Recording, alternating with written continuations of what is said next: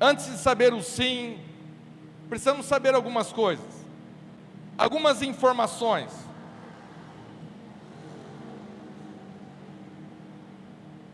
Precisamos saber o que Deus pensa a nosso respeito. O que Deus pensa a nosso respeito? O que Deus pensa a teu respeito? Vamos para o texto. Jeremias 29:11. Estou lendo na nova versão NAA, que vai ser também projetado ali. Se mudar algum sinônimo. Eu é que sei, que pensamentos que tenho a respeito de vocês, diz o Senhor. São pensamentos de paz e não de mal, para dar-lhes um futuro e uma esperança.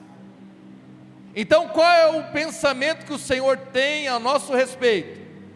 Pensamentos de paz. Diga comigo, os pensamentos que Deus tem para mim são pensamentos de paz e não de mal. Entenda que o acusador que está colocando você contra a parede, é ele que está dizendo, é ele que está afirmando e apontando o seu pecado.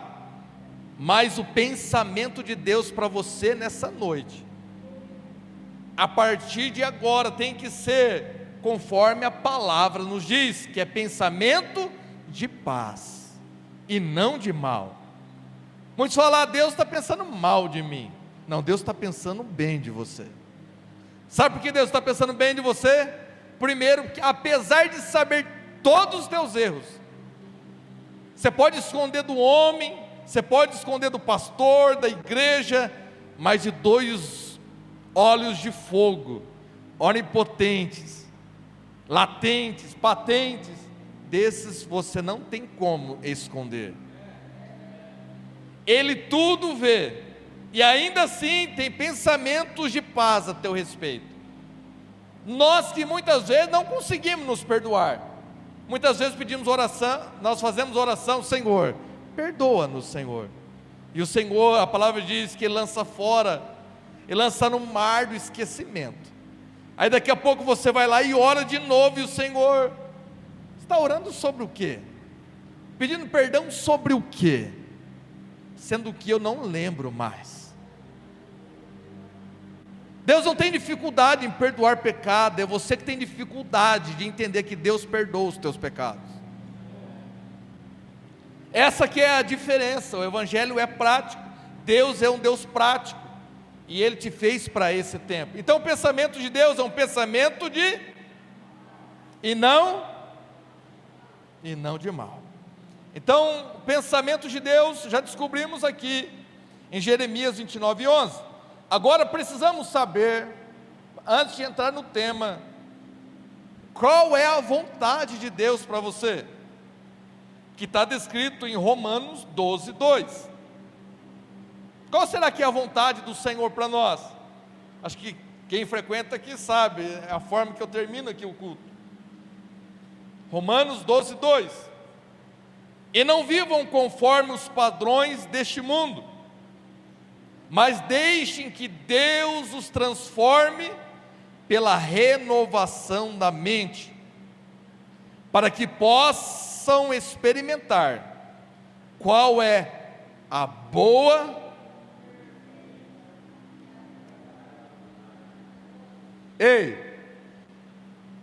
agradável e perfeita vontade de Deus. Amém? Então qual que é os pensamentos de Deus? Pensamento de paz, e não? E o que Ele sente a nosso respeito? O que Ele sente a nosso respeito? Que nós possamos experimentar o que é bom, o que é agradável e o que é perfeito. Essa é a vontade de Deus. A vontade de Deus não é experimentar outra coisa, que você experimente de outra coisa, é você experimentar o que vem dele é bom, o que vem dele é perfeito, o que vem dele é agradável. Então fora disso não vem dele, não provém dele. Então o que provém de Deus é o que? Bom, perfeito e agradável. E o que ele pensa a nosso respeito? Pensamentos de e não de mal.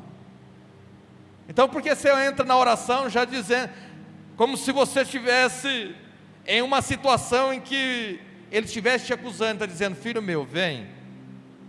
Quando o filho pródigo, ele lembra da casa do pai, ele lembra quando ele teve fome. Quando ele teve fome, ele estava no meio dos porcos, ele não viu a situação. Muitos de nós não vê a situação precária que estamos vivendo, mas quando vem a fome, nós lembramos, ele lembrou, na casa do meu pai, até os trabalhadores comem bem, na casa do meu pai há fartura de alimentos.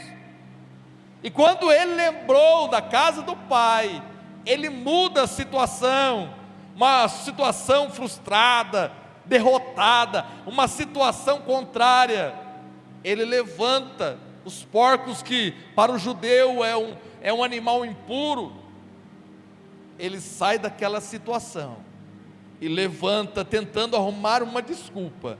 Eu vou até meu pai, falarei, pequei contra o céu, pequei contra você, não sou merecedor de ser chamado teu filho. E quando ele vem arrumando desculpa, o pai vem e o abraça. O pai não acusou ele, o pai fez o quê? Traz vestes novas para ele, tira essa veste de humilhação. Saiu como filho, volta como filho. Cadê o anel no teu dedo, filho? Não tem, coloca anel no dedo, ele é filho, ele tem autoridade aqui. Coloca sandália nos pés. O pai em nenhum momento acusou, mostrou, está vendo? Quem estava certo? Eu sempre estive certo. Mas quando ele vai conversar com um filho mais velho, que também fica emburrado, diz: não importa que festejamos, o teu irmão estava morto, mas agora vive. Então é a visão que nós temos de um pai. Nessa parábola o Senhor não está contando dos filhos, Jesus está contando do coração do pai, em relação às nossas decisões.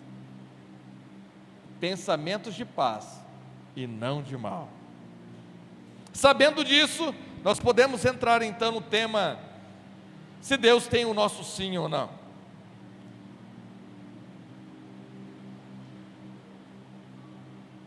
Existe uma oração que nós usamos muitas vezes, que é: orei e entreguei na mão do Senhor. A oração não é apenas entregar na mão do Senhor. A oração significa alinhar aquilo que o Senhor pensa, aquilo que o Senhor sente, com aquilo que você pensa, com aquilo que você sente. A oração não é fazer a tua vontade, mas é fazer a vontade dEle, assim como no céu já é feita, seja feita na terra. Então a oração, o jejum, não é para que Deus seja colocado na parede. Nossa, Ele está tão santo, Ele está tão santo aqui na terra, que eu preciso fazer a vontade dEle. Não, você vai entender qual é a vontade dEle. E é por isso que Deus fala que você e eu somos a igreja, e as portas do Hades, ou seja, portas do inferno, não prevalecerão contra ela. Então qual é o nosso poder? O nosso poder é dizer sim, o seu sim, sim, ou o seu não, não, que passa disso, procede do maligno. Então aquilo que você ligar na terra, amém, Eric, assim seja, o Eric, amém, está ligado aqui. E se está ligado aqui, o Senhor liga lá no céu. É uma verdade aqui, é uma verdade no céu. Amém? Todos estamos juntos aqui? Amém? Então essa primeira oração não é só entregar na mão de Deus e achar que está tudo certo, não. Daniel não orou uma vez e esqueceu. Daniel orou 21 dias. E ele ia continuar orando 21 dias porque o anjo apareceu. Mas quando o anjo aparece e diz para ele: desde o primeiro dia eu ouvi a tua oração foi ouvida. Mas um príncipe da Pérsia me segurou. Mas Daniel não parou de orar. O que aprendemos aqui? Que aquilo que entregamos na mão de Deus, precisamos persistir em oração. Diga comigo: persistir em oração. Isso significa o teu sim no mundo espiritual. Porque o que nós aprendemos é, a religiosidade nos ensinou: ora, entrega, e Deus faz. Mas Deus faz através de quem? O anjo desceu, falou para Daniel a interpretação do sonho, deu para Daniel a habilidade para ele resolver o problema. Ou seja, quem vai resolver a situação, bate no peito, sou eu. Pode até vir um anjo, talvez venha uma revelação de Deus ou da palavra, mas a solução vem da tua boca, vem do teu coração. Onde está o teu coração? Aí está a tua riqueza. Então nós achamos que seja feita a vontade de Deus, mas qual que é a vontade dele? Então, se não estiver batendo com isso, estamos em desacordo com a palavra de Deus. Então, quando colocamos na mão de Deus, permanecemos. Existe alguns pedidos de oração que diz assim: pedi, dar-se-vos-á. Ele pediu uma vez? Ele pediu mais de uma vez? A tua persistência no mundo espiritual está dizendo: ei, o meu sim continua de pé. Porque tem coisas que você ora hoje, mas amanhã o teu comportamento não condiz com a tua oração de ontem. Ou seja, o teu sim de domingo não condiz com o sim de domingo, de segunda-feira. A segunda-feira estamos comportando com uma resposta não. Então, mais fácil do que ser um sim de domingo é permanecer um sim na segunda-feira. Quem ainda está comigo aqui diz amém. Outra oração muito conhecida: Deus sabe tudo, por que eu vou orar? Deus sabe tudo, sabe todas as coisas, Ele é onisciente, por que eu vou orar? É desnecessário, se Ele sabe tudo. Apesar de saber tudo, Ele quer colocar você na equação da solução do problema. Apesar de Ele ser soberano e rei de todas as coisas, e mesmo que você não fizer, se você não clamar, Ele levantará as pedras e as pedras clamarão. Ainda assim está dizendo: eu quero uma parceria, eu quero uma aliança com você. Você é a minha resposta na terra, você é minha boca na terra, você é a extensão da minha mão, você é a extensão da minha perna, você é o corpo que se move na terra. Nós temos que ter essa compreensão e entendimento que nós colocamos na mão de Deus, nós oramos e Deus, o Senhor sabe, para que eu ficar orando? O Senhor sabe meu coração, o Senhor sabe todas as coisas. Apesar de saber, o Senhor está dizendo: fala para mim, porque nesta noite eu quero ouvir a tua voz, eu quero ouvir a tua voz, eu quero ouvir a tua petição, eu quero ouvir o teu clamor. A palavra de Deus diz em Jeremias 33:3, diz o quê? Clamai a mim e responder-te-ei coisas grandes e novas, algum fala ocultas, que não sabes. Quando existe um clamor, existe uma resposta. Diga comigo, quando existe um clamor, existe uma resposta. Então diga comigo, por que não estou clamando? Por isso não estou sendo respondido.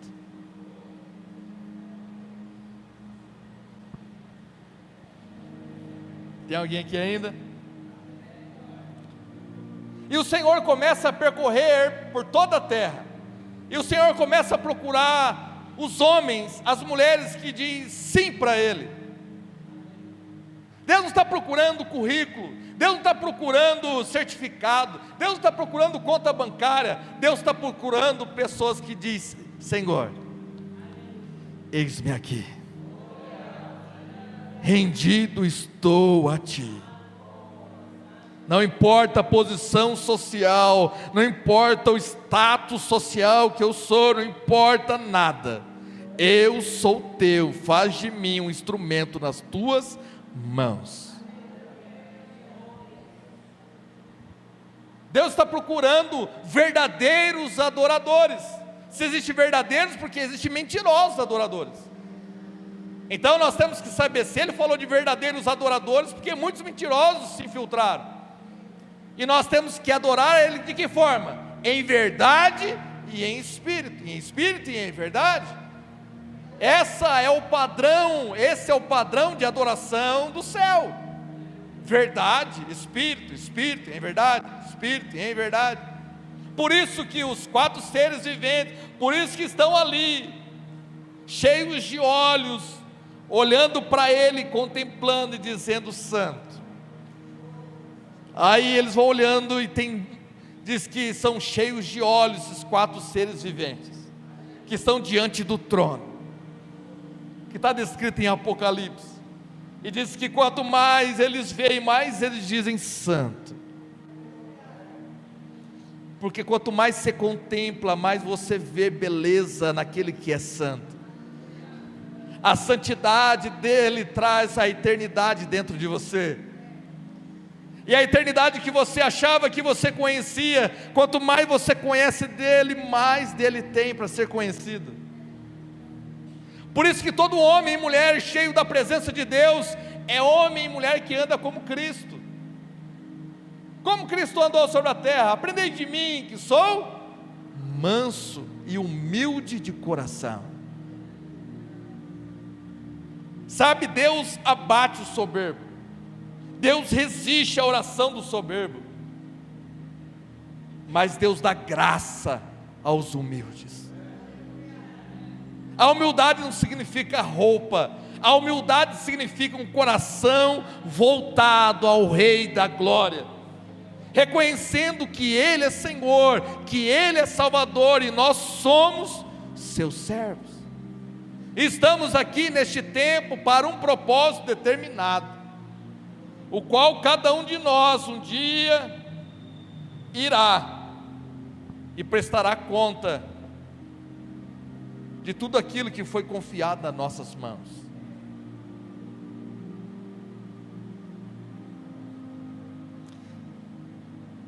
Existem 2 formas de dizer sim, diga comigo, existem 2 formas de dizer sim. A primeira, formal. A segunda, tácita. Vamos para o texto. Mateus 21, 28. O que vocês acham? Um homem tinha 2 filhos.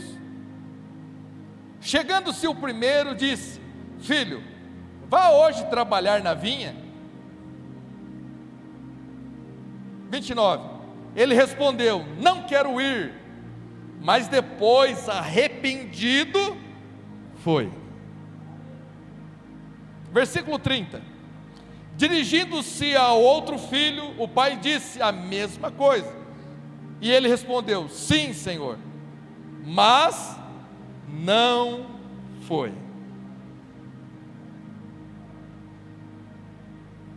Então um diz sim, mas não foi. Outro diz: não vou. mas arrependido foi. Então existem duas formas: formal, eu estou dizendo sim, mas você tem que comparecer. Ele não compareceu. A formalidade, sim, e ele foi. Agora esse sim, ele não foi. Agora o outro diz, não, mas o comportamento dele, ele tomou um comportamento e uma decisão. Apesar de ter dito não, eu estou agindo como sim. Eu estou agindo como sim. A palavra de Deus diz, é arrependido. Ei, este é o evangelho do arrependimento. Arrependei-vos, arrependei-vos, porque é chegado o reino de Deus. Quando ele arrepende, ele pode voltar e dizer, sim, eu estou presente na obra e no trabalho, na vinha do Senhor. Consegue entender que talvez o começo foi não, mas o comportamento foi sim?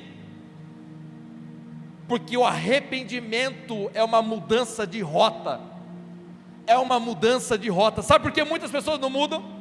Porque diz sim para o Senhor e não muda a rota da sua vida, não muda o comportamento da sua vida, o comportamento continua o mesmo, o comportamento continua sendo o mesmo. O Senhor diz, vem como estás, mas não é para permanecer como estás. O Evangelho não é o Evangelho de Herbalife, que vai te prometer, você vai emagrecer, você vai dar tudo certo. Não, o Evangelho não é esses pequenos detalhes. O Evangelho é transformação genuína de vida. Vai para a igreja, você vai mudar de vida, você vai ter um emprego melhor, você vai ter, não, irmãos, isso é demais coisa. Buscai primeiramente o reino de Deus, a sua justiça, e as demais coisas vos serão acrescentadas. Tem pessoas que vêm nesse convite. Não convide pessoas desse jeito, porque você está mentindo. Convide para conhecer Jesus, para conhecer Ele, para reconhecer Ele, e quando Ele conhecer Jesus, as demais coisas, trabalho, casamento, carro, casa, tudo isso será acrescentado. Isso é objeto secundário, é o efeito colateral da bênção de estar em Cristo Jesus nosso Senhor. Porque tem pessoas que buscam coisas e esquecem do Senhor, e a Bíblia diz, não, busque o Senhor e as coisas te seguirão. Isso é um princípio. O que é um princípio? Um princípio é atemporal. Diga comigo, é atemporal. O que é atemporal? Não está sujeito a tempo. Em todo tempo o princípio se cumpre. Regra se quebra, o princípio nunca se quebra. Amém?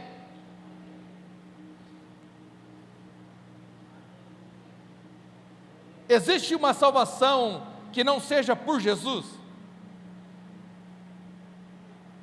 Não existe, é um princípio. Eu sou o caminho, a verdade e a vida. Ninguém vai ao Pai a não ser por Jesus. Amém?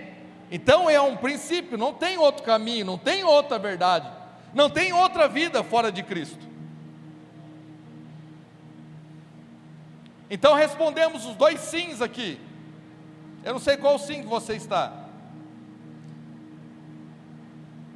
Lucas 14:16 diz, Jesus porém respondeu, certo homem deu uma grande ceia. A Renata falou há pouco tempo sobre esse texto, e convidou muitos. 17, a hora da ceia, enviou o seu servo para avisar os convidados, venham porque tudo já está preparado. Diga comigo, tudo está preparado.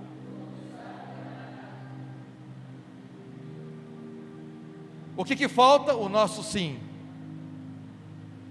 Fala comigo, o que falta? O nosso sim. Mas olha como eles responderam: está tudo preparado. 18, né? Mas todos eles, um por um, começaram a apresentar o quê? Qual é a desculpa que você vai apresentar hoje para o Senhor? O primeiro disse: comprei um campo e preciso ir vê-lo, peço que me desculpe. 19. Outro disse: comprei 5 juntas de bois e vou experimentá-las, peço que me desculpe. 20. E outro disse: casei-me e por isso não posso ir. 21. O servo voltou e contou tudo ao seu senhor. Então, irado, o dono da casa disse ao servo: saia depressa para as ruas e becos da cidade e traga para cá os pobres, aleijados, cegos e coxos. 22. Mais tarde o servo lhe disse: patrão, já fiz o que o Senhor mandou, e ainda há lugar. Ei, eu quero profetizar: ainda há lugar na mesa, ainda há lugar nessa ceia, ainda há lugar na mesa do Senhor. Ei, ele saiu, o servo dele saiu procurando. Os filhos não responderam, aqueles que se achavam religiosos não responderam, tiveram desculpas. Mas os aleijados, problemáticos, aqueles que estavam com dificuldade, aqueles que estavam com situação contrária, diz: sim, eu vou para a mesa, eu estarei na mesa, eu estarei na tua mesa, Senhor. Tendo feito tudo, o servo falou: Senhor, ainda há lugar na mesa. Ei, dá um cutucão no seu irmão do lado aí, não é possível. Diga para ele: ainda há lugar na mesa. Ainda há lugar para você poder se assentar à mesa dele. Ele está esperando o seu sim nesta noite. Ou será que você vai ser mais um que dará desculpa por algum motivo? Ou você será mais um que dirá: eu tenho tantas coisas para fazer, a minha vida é uma correria, e eu não tenho tempo. O Senhor não está procurando pessoas que não têm tempo. Deus está procurando pessoas, está dizendo: além de não ter tempo, mas eu prefiro escolher a melhor parte. Quem escolheu a melhor parte? A Maria que veio aos pés de Jesus. Marta, Marta, você se ocupa com tantas coisas, mas a melhor parte não será tirada dela. Trabalhar é importante, viver por necessidade é importante, mas o Senhor não te fez só por necessidade. Deus não fez para você nascer e morrer pagando boleto apenas.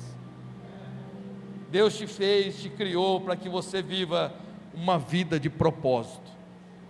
A necessidade leva ao momento e à terra. Agora o propósito te leva a algo eterno. A necessidade te olha o dia da manhã, o dia 5, dia 10, dia 20, vai cair a fatura. E a preocupação vem: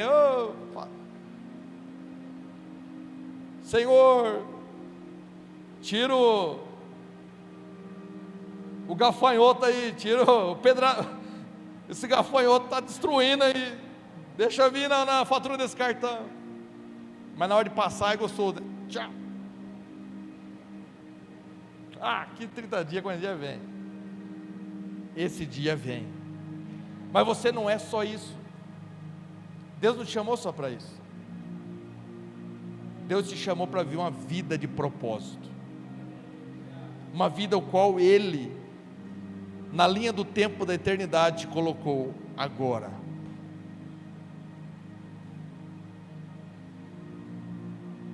Deus chamou Noé, homem reto, mas o mais difícil não é fazer apenas a arca. O difícil não é apenas pregar, Tiago, e dizer: ei, vai chover, sendo que nunca tinha chovido até a época de Noé. E ele fazendo uma arca para quê? Os outros riram, zombaram dele. O mais difícil não é apenas ouvir a voz de Deus e fazer aquilo que Deus quer. O difícil é fazer a tua família entrar dentro da arca.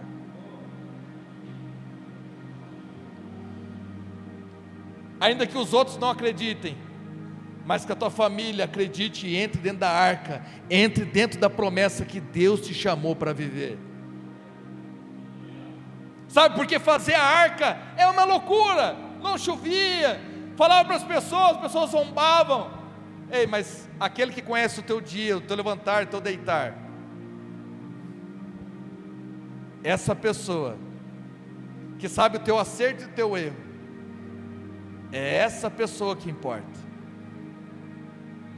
Muito mais do que ganhar o mundo inteiro, é você conseguir entrar com a sua família para dentro da arca. Esse foi o primordial de Noé. Esse foi o sim de Noé. Ele e toda a sua família entraram na arca. Todos. Diga comigo: eu e a minha casa servimos ao Senhor. Se aposta disso. Seja intencional nisso. Coloque, ele não acredita. Ei, mas você acredita. Você confia. A oração de um justo muito vale, hein? Então ore. Permaneça orando. Eu falo, irmãos, não devemos orar quando a enfermidade vem. Nós devemos orar sempre. Paulo diz: orai sem cessar. Ou seja, quando a enfermidade vem, nos encontra orando, numa posição de oração, numa posição ativa no mundo espiritual. Vamos orar e jejuar por causa disso e daquilo, amém, é bênção também, mas nós podemos ser mais, irmãos. Você pode ser uma pessoa que aceita Cristo e vive uma vida medíocre, mas você pode ser uma pessoa que aceita Cristo e diz: Senhor, eu não quero ser apenas a média, eu quero ser o diferencial da minha geração, na minha área de atuação. Eu sou pastor na minha área de atuação, eu sou um homem, uma mulher de Deus, sou um embaixador de Cristo na minha área de atuação. Rafael, lá na usina, ei, as pessoas que trabalham lá na Santa Casa, lá você é um pastor, uma pastora, um embaixador de Cristo.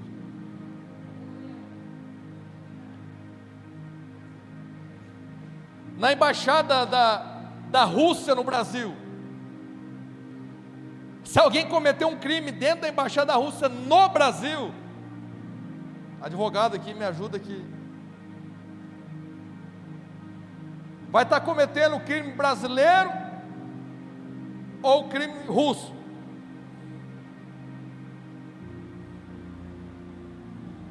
Aquele lugar vai estar dentro do Brasil, mas aquele metro quadrado, aquela parte ali, é a Rússia dentro do Brasil. Ali é como se tivesse cometido um crime lá na Rússia.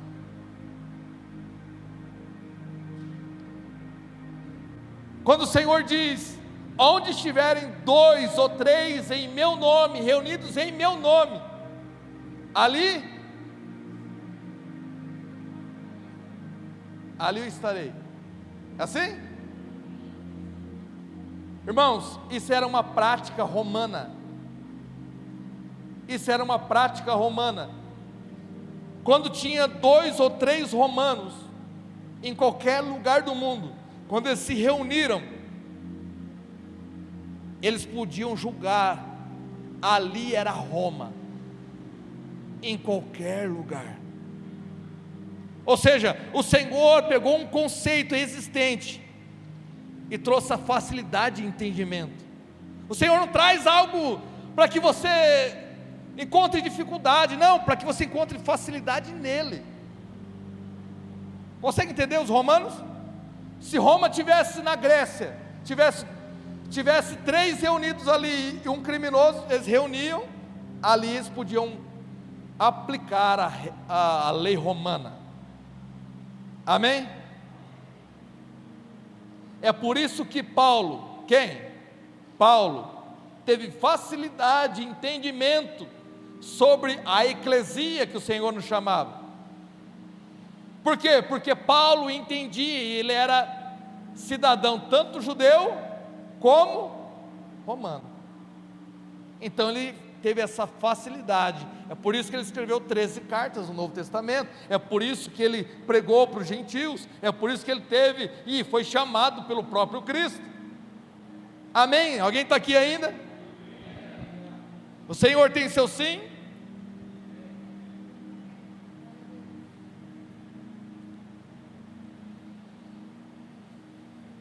Onde eu parei no texto aí? 22? O convite está feito, e existe lugar na mesa para mim e para você. Você dará desculpa ou se assentará na mesa dizendo sim?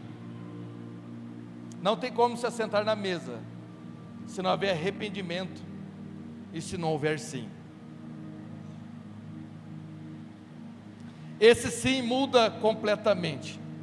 Faz de um homem simples, faz de um homem fugitivo, um homem como Moisés, fugitivo, gaguejar na presença de Deus. Alguns historiadores dizem que depois ficou gago, que tinha dificuldade na fala, precisou de ajuda do seu irmão, só que ele disse sim. Um fugitivo, um assassino, virou o maior libertador.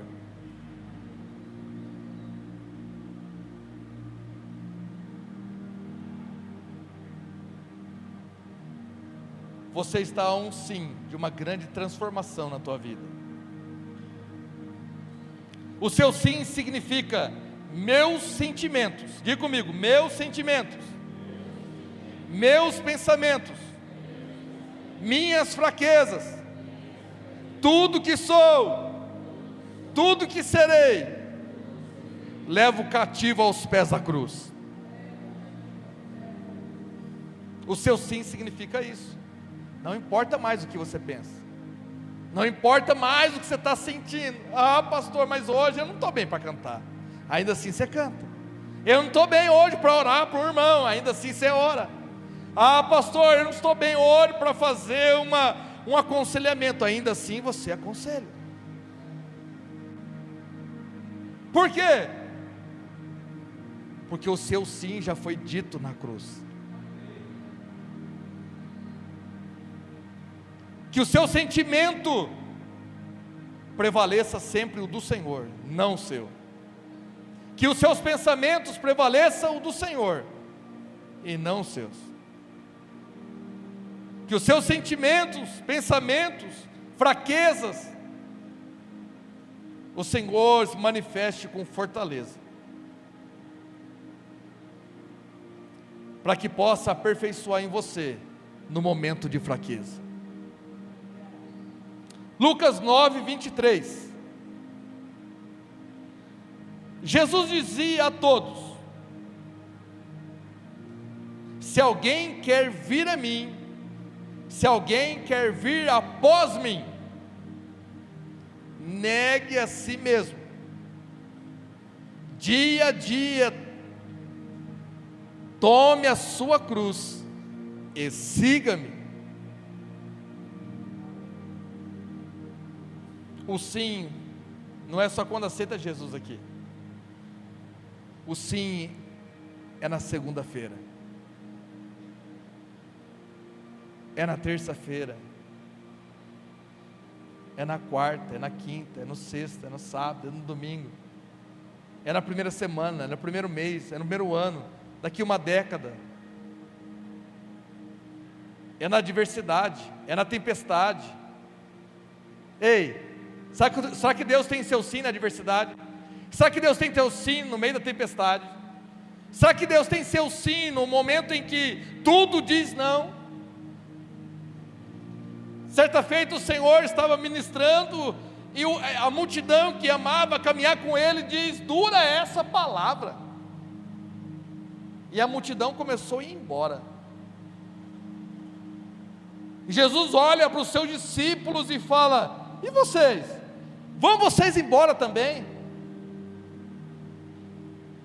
E quando todos estão indo embora, qual é a tua resposta? Ainda continua sendo sim para o Senhor? Porque um se levantou e disse: para onde iremos nós, Senhor? Se só Tu tens palavras de vida eterna.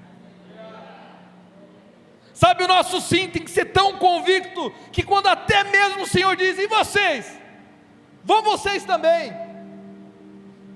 O teu sim está tão convicto e diz: Senhor, para onde iremos nós? Tudo aqui é natural, tudo aqui volta para o pó, mas só Tu tens palavras de vida eterna, só o Senhor nos conduz para a vida eterna. Eu estou cansado da terra, eu gosto da palavra que me leva à eternidade. Porque ser o sim quando está tudo bem é muito fácil. Orar pelos amigos é tão fácil. O Senhor nos chama para orar pelos inimigos, para aqueles que nos perseguem. O seu sim, Deus tem para orar para os seus inimigos?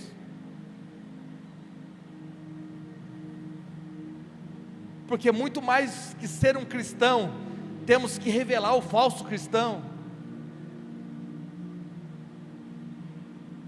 Porque entre o trigo existe o joio. O trigo é plantado e todos veem, mas o joio é plantado escondida na calada da noite. E quando os servos vêm ao seu senhor, diz: mas quem plantou? O Senhor plantou? Não, veio o inimigo e plantou à noite. Mas então vamos arrancar. Não, não arranque agora, porque vocês vão arrancar muito trigo se arrancar agora. Mas deixa no dia da colheita. No dia da colheita vem, irmãos. O dia da colheita vem. Não sei que você plantou, o plantio é opcional, mas a colheita é certeira. Eu plantei laranja, vai colher laranja. Eu plantei princípio, vai colher princípio. Eu plantei perdão, vai colher perdão. Eu plantei coisas do teu reino, eu vou colher a eternidade.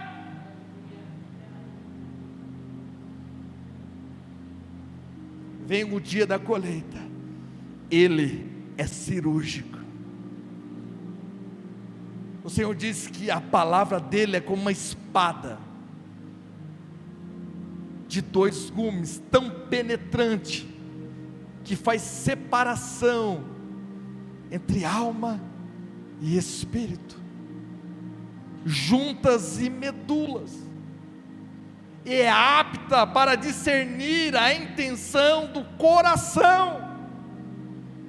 Ele tem o bisturi, a espada cirúrgica para tirar o joio do trigo. Nós não temos. Porque se nós formos, vai lá, pastor, conversa com ele, conversa firme, arranca. Quando você vai lá e arranca, você tira trigo também. Mas no dia da colheita, Ele tem esse bisturi cirúrgico, aonde o joio vai ficar para um lado, o trigo para o outro.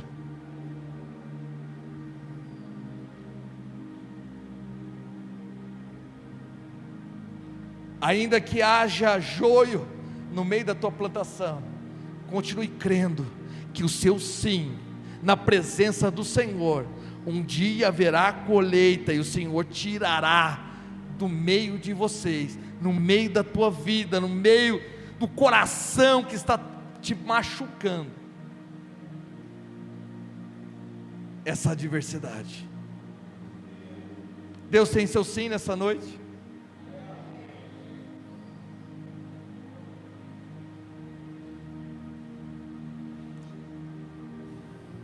Se alguém quiser vir,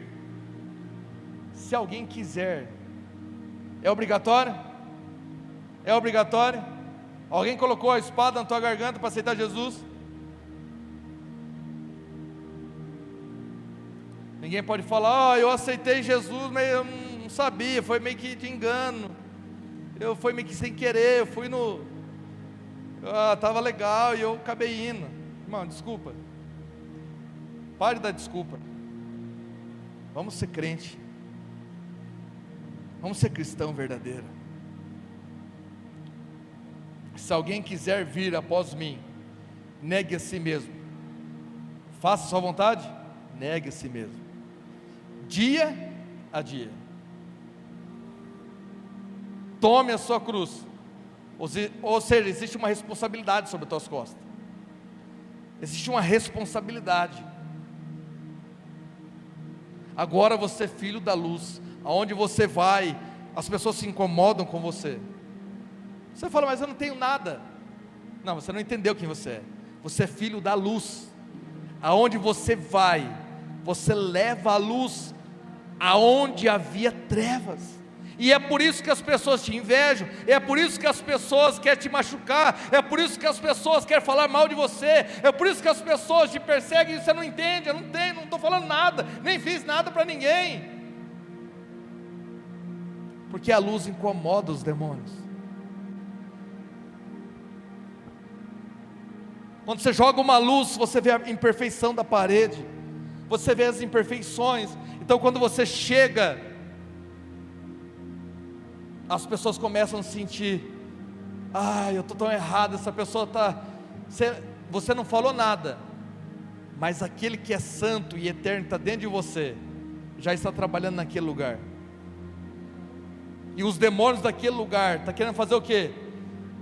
Te irritar, te pressionar, te colocar numa situação tão opressiva, que você saia deste lugar.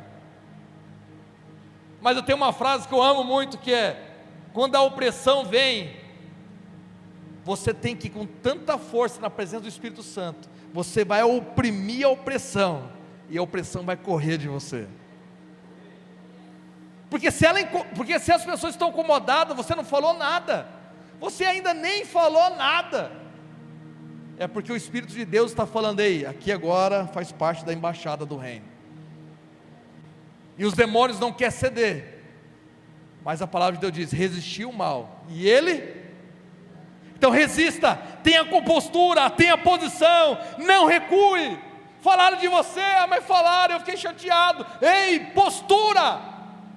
Você é filho de um Deus poderoso, um Deus que fez céu, terra, tudo que existe Deus criou. Tenha postura, tenha compostura, resista. Veja os inimigos fugindo, veja os inimigos, aqueles que falaram mal de você, são aqueles que vão pedir oração para você.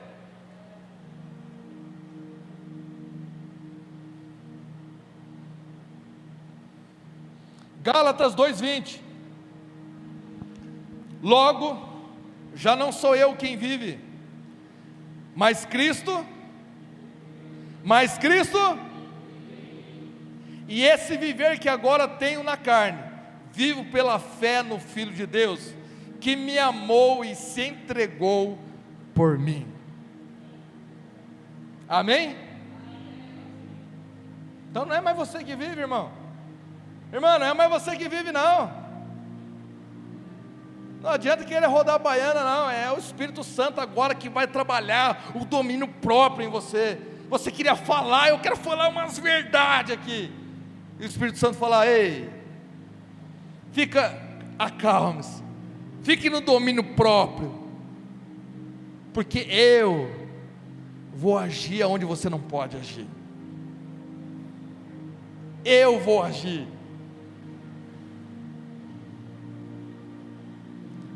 O nosso sim tem que ser tão forte em todos os momentos. Mas se eu pecar, pastor, temos um advogado fiel e justo, chamado Cristo. Filhinhos, eu gosto muito do jeito que Tiago escreve. Filhinhos, se vocês pecarem, aí ele está chamando esses filhinhos de tecnos, que é os filhos mais infantilizados, a palavra grega. Se vocês pecarem, vocês têm um advogado, Cristo Jesus, o justo. Aquele que é justo não vai promover injustiça sobre a tua vida. Ele tem uma procuração na mão dele. Ele tem uma procuração que um dia você falou: e Jesus é o meu Senhor e o meu Salvador. Você assinou uma procuração, colocou na mão dele. E Satanás acusa você, ele fala: ei, mas ele tem a minha marca, ela tem a minha marca. Ainda que ele erre, ainda que ele está errando, o meu sangue é suficiente para perdoar, para justificar os pecados deles. O sangue de Abel clamava a Deus. Quando Caim, o pastor pregou aqui na quarta, desde a terra, Caim, o que você fez com Abel? Uai, sou eu o tutor dele? Sou eu que cuido dele por acaso, Senhor? Porque o sangue dele está clamando a mim por justiça. Faça justiça, Senhor. Por isso que o sangue inocente de Jesus aplacou a ira de Deus. A ira de Deus não veio sobre nós, porque a palavra de Deus diz que a bondade e a misericórdia me seguirão todos os dias da minha vida. A bondade e misericórdia me seguirão todos os dias da minha vida. Diga, irmão, você está num momento difícil, diga: a bondade e a misericórdia me seguirão todos os dias da minha vida. Deus é um Deus bom, Deus é um Deus misericordioso. Ah, mas Ele é justiça, sim, só que Ele é misericórdia também.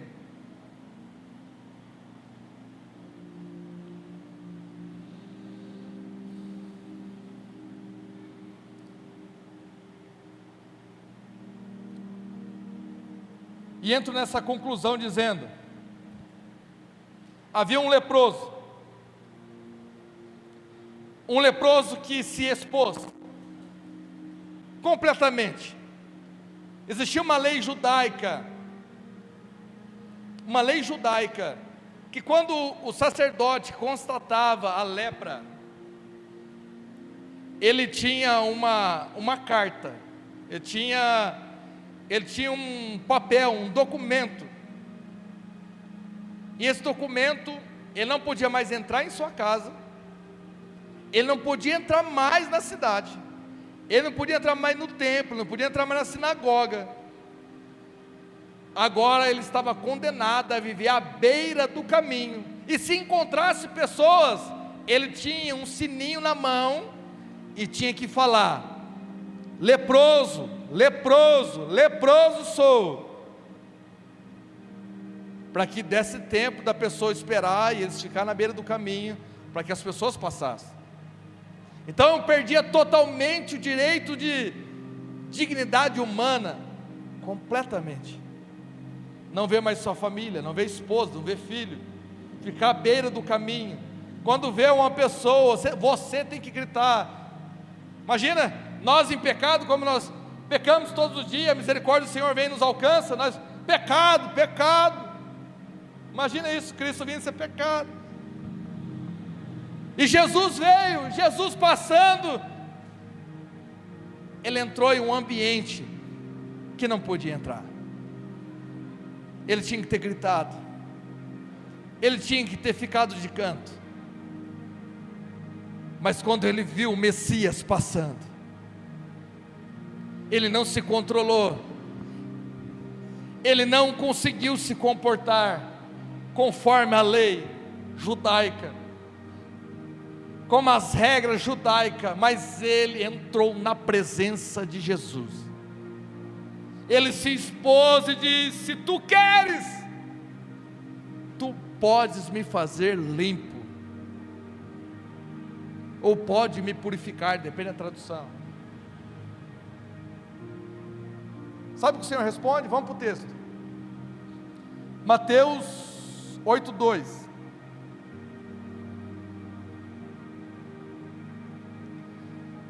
E eis que um leproso aproximou-se e o adorou. Ele tinha que ficar onde? De lado. Mas ele adorou. Talvez você está se sentindo tão impuro como esse leproso. Talvez não na pele, mas na alma. Talvez não na alma, mas no teu espírito. Talvez não no espírito, mas no teu passado. Mas tudo isso se curva diante do Senhor. O teu passado tem que se curvar diante do Senhor. Os teus erros têm que se curvar diante do Senhor. As tuas manchas que você carrega até hoje, os seus traumas emocionais, psicológicos, traumas, abusos, tem que se curvar diante do Rei Jesus. Esse leproso todo marcado, a pele toda marcada, ele se curvou diante do Rei da Glória, e ele o adorou. Talvez eu não sou digno de estar neste lugar, Senhor, mas ele se rendeu e o adorou. Todos talvez estavam olhando e julgando: o que esse leproso está fazendo aqui? Ele podia ser a qualquer momento ser apedrejado, a qualquer momento alguém podia apedrejá-lo e matá-lo. Ele estava descumprindo, mas diante de Jesus, ele entrou em um ambiente de adoração. A minha carne, a minha alma, meu espírito se curva e adora o Rei da Glória. Não existe nada, ainda que as cartas de sacerdote que me expulsaram da cidade, ainda assim, eu levo diante do Senhor essa carta. Eu estou expulso, eu estou abandonado, eu estou afastado de tudo. Eu não tenho dignidade humana. Eu não tenho, ninguém me olha com amor. Todos me olham com desprezo. Todos me olham com indiferença. Mas diante de Ti, Senhor, foi o único olho que eu vi que não olhou com indiferença para mim. Foi o único olho que não olhou diferente para mim. Foi o único olho que não quis se distanciar de mim. Aquele homem venceu acusações.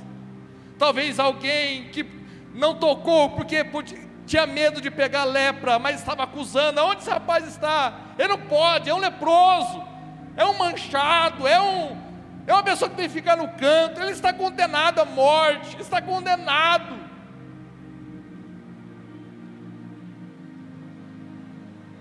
E ele adora o Senhor. Eu quero profetizar sobre a tua vida. O teu passado se curva diante do Senhor. O teu passado que quer roubar o teu presente, o teu passado que quer ser profeta do teu presente e do teu futuro, tem que se curvar, porque ele não é profeta nenhum. O teu passado vai ficar no passado. A ferida que esteve no passado vai ficar no passado. Vai ser curada essa ferida, você vai olhar, vai estar cicatrizado, e você vai olhar, vai ver a marca, mas não vai doer mais olhar para lá. Todos os traumas se rendem diante do Rei da Glória. Eu tenho um trauma de tal área, eu tenho um trauma porque eu fui abandonado, eu fui abusado, psicologicamente, sexualmente, enfim, tantas áreas. Eu não tenho, a minha estima está lá embaixo. Eu nem sei porque eu estou aqui mais nessa terra. Eu nem queria mais, nem força tenho. Ainda assim, tudo isso tem que se curvar diante do Rei da Glória. Não ouça mais a voz do passado, não ouça mais a voz que está dizendo que você está manchado, que você está abandonado, que você está escanteado. Porque Jesus chegou. E quando Ele chega, toda língua tem que confessar todo joelho tem que se dobrar diante do Rei da Glória. Quando o leproso faz isso, diga comigo: eu preciso me aproximar de Jesus, ainda que eu me sinta indigno. Eu preciso me aproximar, porque houve aproximação. Depois da aproximação houve adoração. Depois da adoração houve a petição. Qual foi a petição do leproso? Senhor, se quiser, pode me purificar? Outra tradução, pode me fazer limpo? Está na tua mão, Senhor. Ministério Louvor, pode vir. No versículo 3 tem a resposta. E Jesus estendendo a mão. Jesus não é indiferente, irmãos. Jesus, naquilo que ninguém queria tocar, Jesus vai lá e rompe com todo mundo, talvez falando: Jesus, não, mas ele é leproso, não toca. Jesus vai lá e toca. Ninguém toca como Jesus. Aquele toque trouxe dignidade para aquele leproso novamente. Ninguém estava mais tocando nele com amor, com carinho, olhando para ele com amor.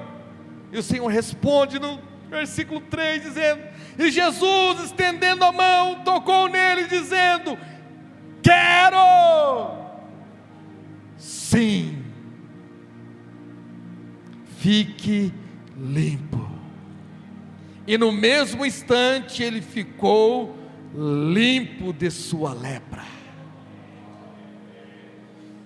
Vamos se colocar de pé.